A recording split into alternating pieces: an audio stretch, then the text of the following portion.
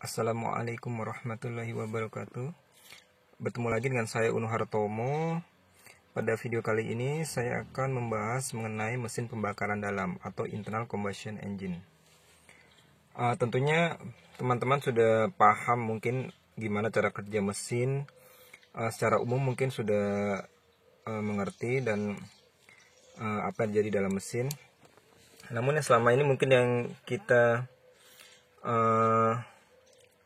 yang jarang dibahas adalah mengenai pembakaran dalam mesin atau terjadinya suatu ledakan akibat dari pembakaran campuran bahan bakar dan udara. Dan pembakaran ini menghasilkan suatu ledakan yang cukup kuat dan cukup besar, sehingga pembakaran ini menghasilkan peningkatan suhu dan juga peningkatan tekanan pada udara yang dikompresikan dalam mesin. Nah, di bagian inilah terjadi pembakaran di ruang bakar ini.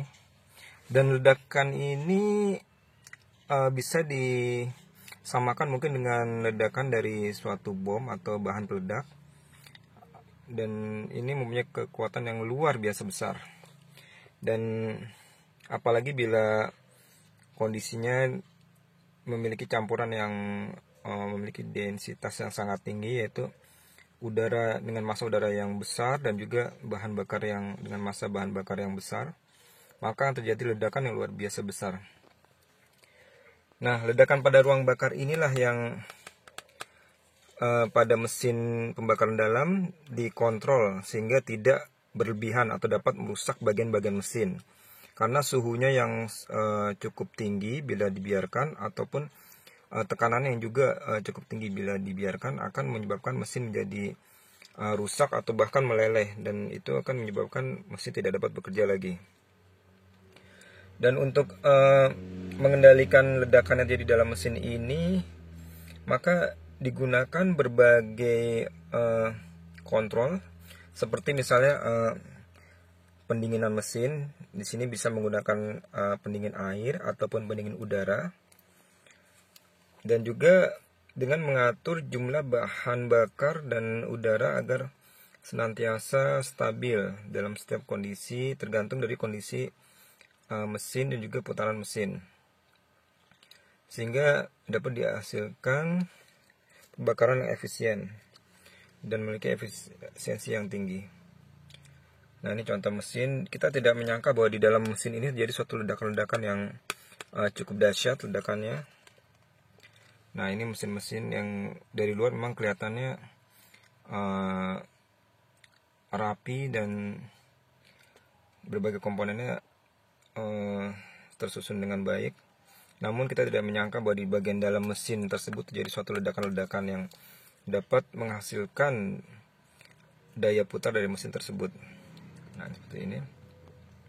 Nah, dalam silinder ini ketika dibuka terjadi udara yang dikompresikan, kemudian setelah dimampatkan dinyalakan pada mesin bensin dengan menggunakan busi, sehingga jadilah ledakan. Dan ledakan ini terjadi pada keadaan yang atau volume yang konstan, dan akan kita bahas lebih lanjut. Nah, seperti inilah mesin. Di sini ada piston yang bisa bergerak naik turun. Kemudian dari gerakan piston ini diubah menjadi putaran melalui poros engkol. Gerakan bolak-balik dari piston diubah menjadi putaran, dan ini katup buang dan katup masuk digunakan untuk mengalirkan aliran udara masuk ataupun gas buang sesuai dengan putaran mesin. Seperti ini.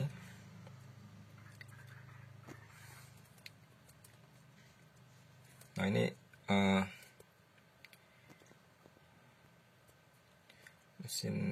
mesin motor maupun mesin mobil memiliki prinsip dasar yang sama.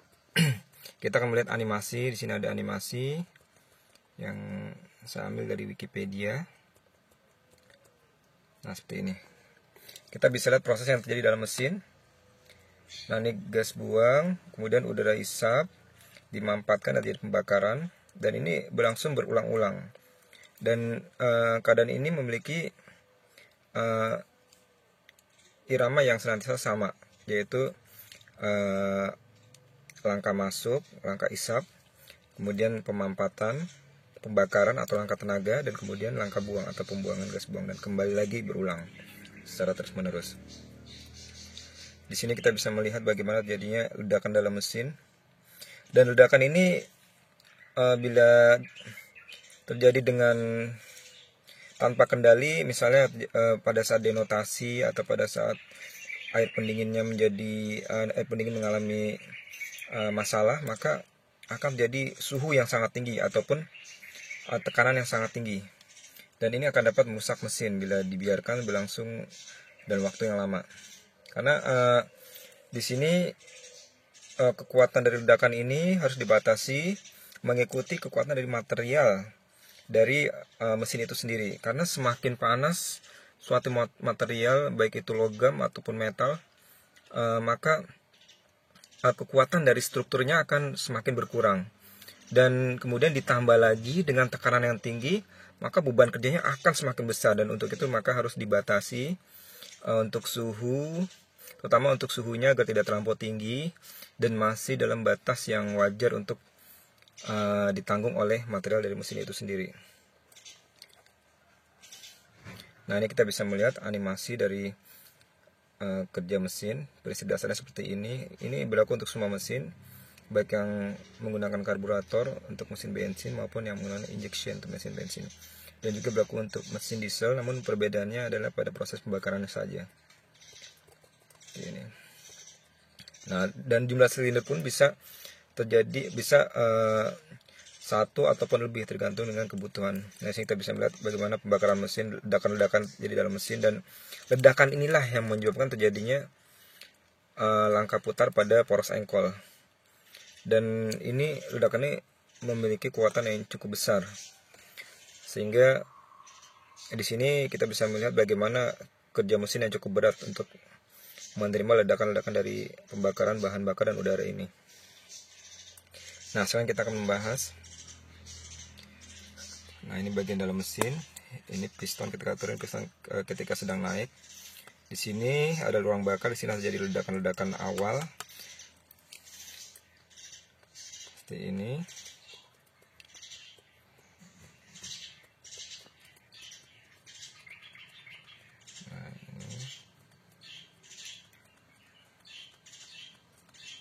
Nah, di sini kita akan melihat ini adalah teori dari mesin bensin, mesin pembakaran dalam bensin yang saya ambil dari NASA. Nah, di sini kita dengan sumber dari NASA, kita bisa melihat bagaimana terjadinya proses pembakaran dalam mesin. Nah, di sini kita bisa melihat ini adalah proses pada mesin dan di dalam mesin. Ini adalah volume langkah. Di sini adalah langkah piston ketika sedang bergerak naik atau turun. Nah, pada saat satu ini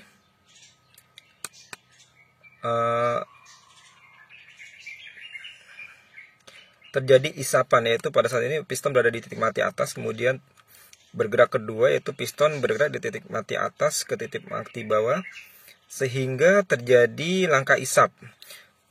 Pada kondisi ini katup masuk terbuka dan udara luar, campuran udara dan bahan bakar masuk ke dalam mesin atau ke dalam silinder. Kemudian berikutnya pergerakan dari titik mati bawah ke titik mati atas, ini terjadi langkah kompresi. Nah, di sini terjadi proses adiabatis, dan di sini ada proses kompresi yang menyebabkan terjadinya penambahan tekanan dan penambahan suhu dari udara yang tadi dimampatkan. Nah, kemudian pada kondisi 3 ini terjadi pembakaran, kemudian campuran udara dan bahan bakar yang dibakar itu menyebabkan terjadinya peningkatan suhu dan tekanan yang menjadi lebih tinggi lagi, sehingga di sini tekanan dan suhu menjadi sangat tinggi, ya cukup tinggi. Dan kemudian di sini langkah ekspansi, yaitu pergerakan dari titik mati atas ke titik mati bawah, yaitu langkah ekspansi atau langkah tenaga. Di sini tadi udara yang diledakan karena tekanannya tinggi dan suhunya cukup tinggi, maka diekspansi, yaitu mendorong piston untuk bergerak dari titik mati atas ke titik mati bawah. Nah, disinilah jadi langkah tenaga yang dapat menggerakkan poros engkol dan kemudian dapat menggerakkan mobil untuk bergerak maju. Nah, di sini masih ada sisa tekanan dan sisa suhu yang cukup tinggi, namun karena langkah piston yang terbatas, maka setelah titik bawah masih ada tekanan tinggi ini, kemudian langsung dibuang ke atmosfer. Di sini langkah pembuangan, yaitu pergerakan dari 6 ke 1, dimana pergerakan dari titik mati bawah ke titik mati atas dalam keadaan katup buang terbuka, sehingga udara sisa gas bakaran dibuang keluar ke atmosfer. Di sini kita bisa melihat bagaimana formula untuk menentukan suhu dan tekanan pada mesin bakaran dalam, terutama untuk mesin Otto atau mesin bensin. Di sini kita bisa melihat setelah pembakaran suhunya akan semakin meningkat, yaitu T4. Di sini suhunya meningkat dan tekanannya pun akan semakin meningkat. Dari formula ini kita bisa melihat bahwa ada penambahan tekanan, penambahan suhu. Nah, penambahan tekanan, penambahan suhu ini yang harus dikontrol secara baik agar mesin tetap dapat bekerja dengan baik untuk waktu yang lama. Karena bila dibiarkan misalnya sistem pendinginan ada masalah ataupun campuran bahan bakar tidak baik, tidak benar, jadi denotasi atau sebagainya, maka yang menyimpang dari yang seharusnya maka dapat merusak struktur dari mesin itu sendiri.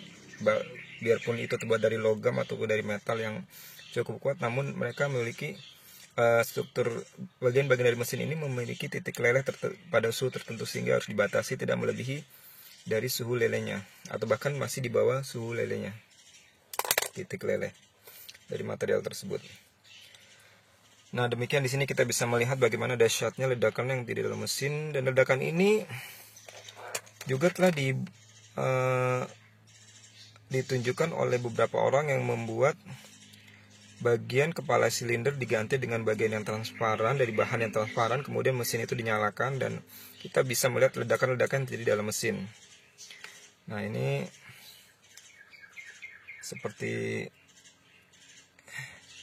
nah ini adalah contoh yang saya ambil dari ini sumbernya dari YouTube, World Perception. Nah, ini sambil dari YouTube kita bisa melihat di sini bagaimana terjadinya ledakan dalam mesin, yaitu pembakaran jadi dalam mesin. Nah, ini ini adalah mesin yang dipakai, ini adalah mesin model lama dengan katup samping, yaitu katup yang berada di samping, sehingga kepala silindernya memiliki model yang sederhana, sehingga dapat dibuat model transparan yang kita bisa melihat bagaimana jadinya proses pembakaran dalam mesin. Namun ini proses ini juga sama jadi pada semua mesin, yaitu terjadi ledakan di dalam ruang bakar dan kemudian dapat mendorong piston untuk bergerak. Nah, mari kita lihat bagaimana jadinya ledakan dalam mesin yang kemudian dapat menghasilkan dorongan pada piston atau menghasilkan tekanan yang tinggi pada udara yang terperangkap di dalam ruang bakar. Kemudian tekanan yang tinggi dan suhu yang tinggi ini mampu untuk mendorong piston untuk bergerak, sehingga mesin tersebut memiliki daya untuk menggerakkan beban. Kita bisa melihat di sini. Nah, ini orang yang intinya. Sebentar nih. Nah, ini kita bisa lihat bagaimana dahsyatnya ledakan terjadi dalam mesin. Dan ini harus dikendalikan. Nah, ini seperti ini. Nah, seperti ini ledakan dalam mesin. Piston bergerak naik, kemudian langkah isap, kompresi, pembakaran. Seperti ini terjadi ledakan. Dan ledakan ini hampir sama dengan yang terjadi pada ledakan bom ataupun bahan peledak. Namun di sini ledakannya bisa dikendalikan dan dapat dikontrol sehingga menjadi lebih aman dan lebih teratur. Seperti ini. Seperti itulah. Kita ulang lagi, kita lihat. Nah, ini ledakan terjadi dalam mesin.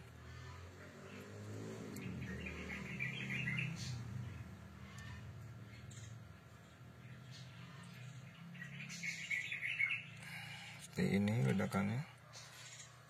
Dan ini ledakan ini terjadi pada langkah tenaga. Dan kemudian digunakan untuk mendorong piston akibat dari peningkatan suhu dan tekanan pada campuran udara dan bahan bakar tersebut. Nah, demikian penjelasan saya. Semoga bermanfaat.